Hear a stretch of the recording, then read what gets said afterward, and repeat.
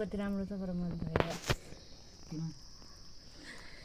सन्त मुसाले चिया दिया जानु भयो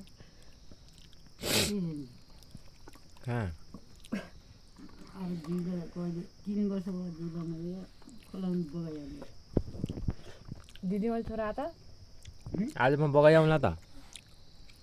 जिउलाई जान्यौ जान्यो बगाइआउँछु माथि जेठा पाउँछन् कि